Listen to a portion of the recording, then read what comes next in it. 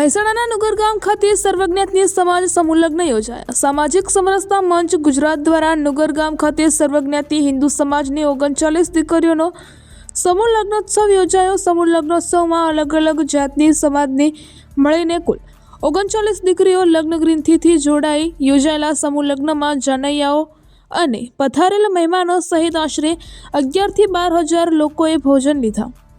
સામાજિક સમરસતા મંચ અને કાશી વિશ્વનાથ મંદિર મહેસાણાના સંકલ્પ સહિત અન્ય દાતાઓના સહયોગથી યોજાયેલ હિન્દુ સમાજ સમૂહ લગ્નોત્સવમાં ભાગ લેનાર દરેક દીકરીઓને પાનેતરના 5,500 રોકડા, સોનાની બુટ્ટી, ચાંદીની પાયલ, તિજોરી તેમજ ઘરવખરીની સામગ્રી સહિતનો કરિયાવર આપીને વિદાય આપવામાં આવી। હિન્દુ સમાજ સમૂહ લગ્નોત્સવમાં પધારેલ સાધુ સંતોએ પરિણીત દીકરીઓને સુખી લગ્ન જીવનના આશીર્વાદ આપ્યા હતા। આ સમૂહ લગ્નોત્સવનો મુખ્ય ઉદ્દેશ સામાજિક સમરસતા વધે અને દરેક સમાજની ગરીબ મધ્યમ વર્ગની દીકરીઓના ધામધૂમથી લગ્ન કરવાના સપના પૂરા કરવાનો હતો। રિપોર્ટર આશિષ પટેલ, મહેસાણા। જાન આવી છે અને જાનના વરરાજા તરીકે કન્યાને વરરાજા વધાર્યા છે। આ કામની અંદર અમે કુલ 5 મોટા કાર્ય વિભાગો અને 45 નાના કાર્ય વિભાગો બનાવ્યા છે। તેમાં 900 કાર્યકર્તાઓ આ સમૂહ લગ્નને સફળ કરવા માટે પ્રયાસ કરી રહ્યા છે।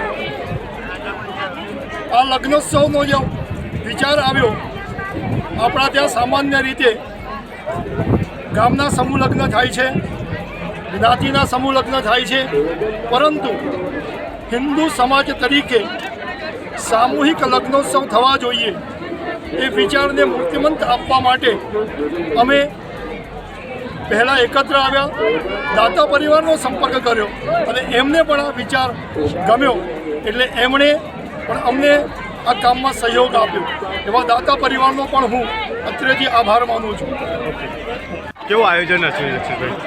સામાજિક સમરસતા મંચ અને શ્રી કાશી વિશ્વનાથ મહાદેવ આયોજિત આ સર્વજ્ઞાતિ સમૂહ લગ્નનું આયોજન એક હિન્દુત્વની એકતા માટે એક પ્રતીક બની રહેશે અને આની અંદર તમામ જ્ઞાતિઓએ ભાગ લીધો છે। લગભગ 39 વરઘોડિયા આજે આ સમૂહ લગ્નમાં ભાગ લઈ રહ્યા છે અને આ એક સમાજની એકતા માટે એક સારામાં સારું પગલું આપણે ગણી શકીએ છીએ। અત્યાર સુધીમાં દરેક સમાજમાં પોતપોતાના સમૂહ લગ્ન થતા હતા, પણ આ જે પહેલ થઈ છે એ પહેલના કારણે સારો એવો સંદેશ આ સમાજમાં પ્રેરિત થશે। બધા સમાજના સાથે રાખવાનો જે વિચાર આવ્યો, કઈ રીતે અને શું આયોજન હતું? બધા સમાજને સાથે રાખવાનો વિચાર એ ઘણા વર્ષોથી ચાલી રહ્યો છે આ દેશની અંદર, પરંતુ એના માટે જે કાર્યક્રમો યોજવા જોઈએ એમાંનું આપણે આ પ્રથમ પગલું ગણી શકીએ છીએ અને આ દેશ માટે ખૂબ જ જરૂરી છે।